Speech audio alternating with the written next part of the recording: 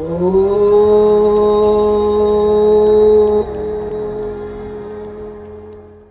going to welcome y'all back, and wherever you are in this journey of Illuminate and all the practices that you may have done and the few that you likely have not practiced because you were off doing things in your bigger life. Today is the perfect day to get in, and we're going to find our glow.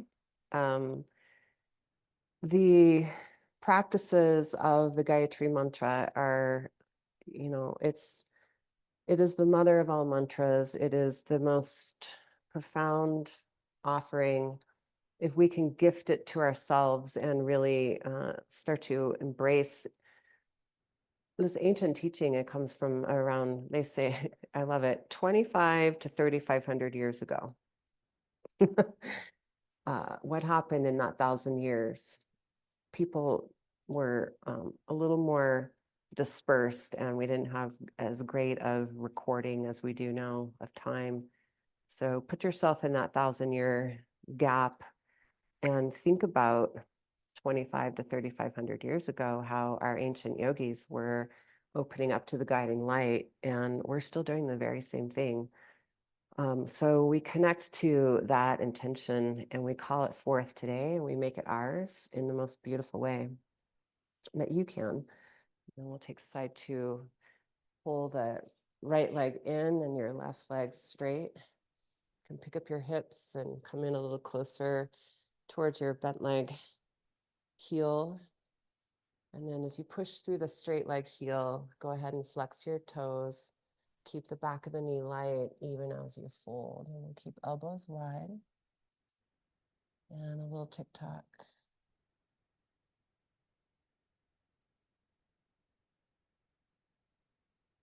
Your spine is your danda.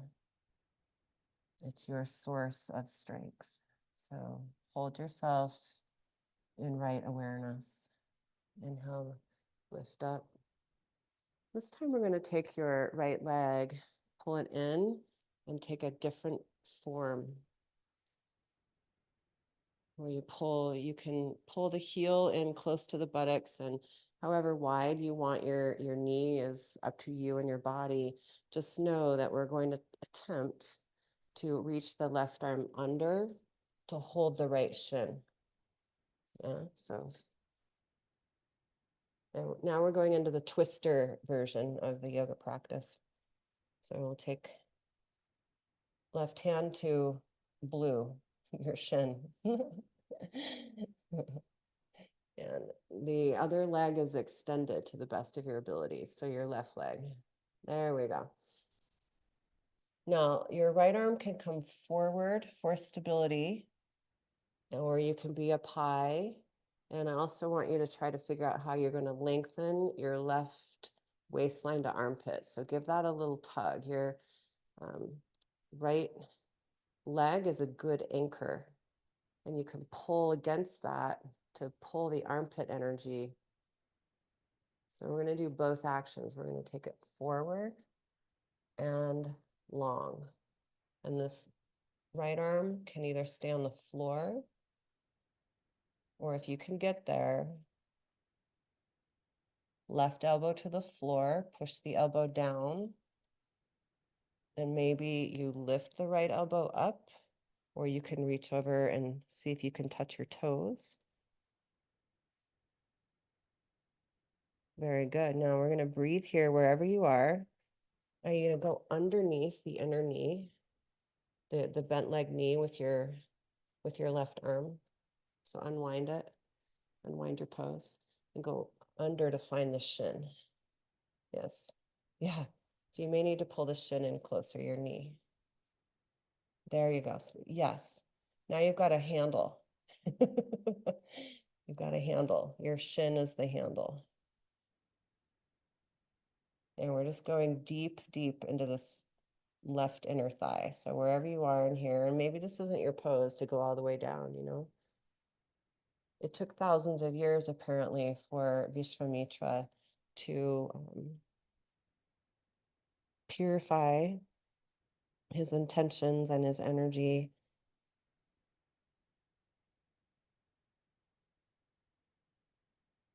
Beautiful. And inhale to come on up. All right. Switch the legs. So this one shape, we've already done it in one practice before. We're revisiting it, so hopefully the repetition. So we'll take right arm underneath. So go inside the leg and underneath to your shin. If you've got on a watch or a bracelet, you've got to get that out of the way. Yeah. Make the straight leg heel very active so you're not compressing the knee joint. And then find forward and long. That's our first step. Keeping the low back in and moving towards your lower belly. Pull the heart forward. Tailbone down as you linger and lean to the right. Now maybe that right elbow comes down for more support. You can put a blanket under it. The left hand can itsy bitsy spider. It can stay closer. How are you going to find your danda, your staff? Yeah. And we'll lean in. And in due time, you might find left hand to that right foot, elbow to the sky, elbows moving in opposite direction. And we're holding this pose for a reason. It's not easy. It's a purifying moment where you can come in and out of the pose as many times as you need. Your variation of the pose, the one that feels serving, like, our humility, but also like you're ready to build the inner rajas. You're ready to step into the light. And then to get out of this, push more through right elbow, right heel, and walk yourself up and out. All right. Take the feet forward and we'll just do gentle windshield wipers.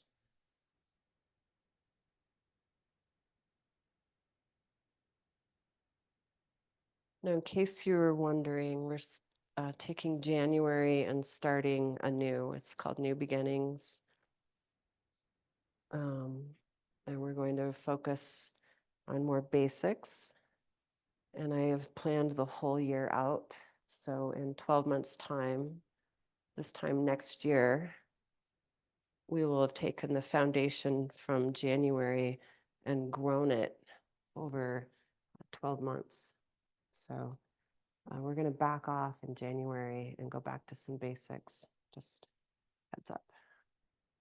So now we're going to pull your right leg in, hold your shoelace side of your left foot, and pull yourself into yourself with an inhale. Pull in. And as you do that, can you push down into your hips, your bottom grounded leg, and lift up through the staff of your heart? And we'll take right hand to the heel. As you lean to the right, you'll unplug your left buttocks and crawl in with that left arm and come underneath your forearm to your shin and maybe your heel. And we'll now do the same thing. Pull that heel down and lift up. Now, as you push the hips back to the left, yeah, and then move that left hip forward, down, and extend the leg any amount. And we'll rock that a few times. If you want to straighten the leg, be sure you push the left hip down and forward. Good job. Now, a deeper expansion of this pose is to take right hand to shoelace side and work this left hand so your fingertips come down to the floor And you're just going to crawl yourself in and see if you can phone home. Pull your foot up and just make that phone call. And then rock that left hip forward. Push down, lift up through the right elbow. Ooh, yeah. You got it. Right on, kids. And inhale your way out. Exhale your way into a moment of receptivity.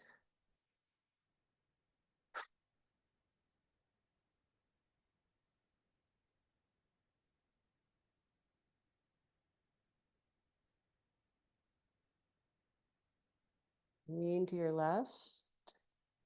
Hold the shoelace side of right foot. And we progress this pose into many stages. So each stage could be a place where you have to go in and find the mantra. I open myself to the light. May I remember the source of the light? May I line up with that source?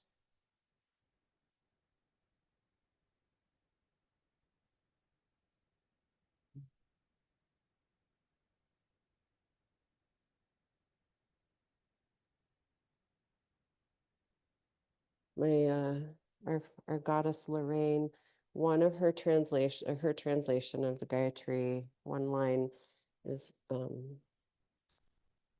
if my thoughts, words, and deeds could be a reflection of unity and understanding, I would be the peace I'm seeking. Crawl yourself in and just find Vishranti, find the repose within your pose. So the ease within the effort. That's where we're going when we hold that much light. So the Gayatri Mantra is said to be recognized by practitioners of the mantra worldwide because their inner glow is so luminous. They literally glow from the inside out.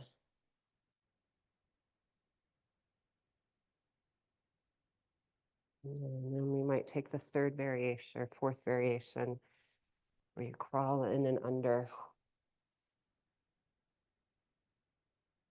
First thing you got to remember, hook the foot down to pull the lumbar curve in and up. Yeah, that's it. But if that's all you get out of this phase of the pose, that's the one thing you need. Lumbar curve moving in and up. Can you keep that as you round and press the hip forward in outer spiral? Yeah. And then organic energy. And there's trembling. Ooh. And the light of all that you are gets to receive what your offering was. Let it go. Let it rest. Oh, one hand to your heart, one hand to the earth.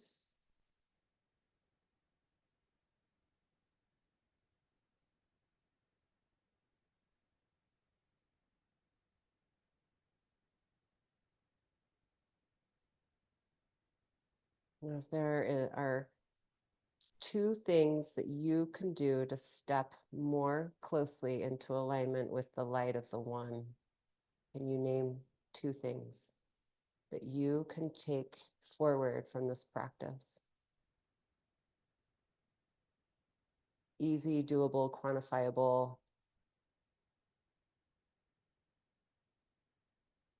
Maybe one of them is to put the time into learning the Gayatri Mantra and really opening to its way of aligning your mind. Namaste.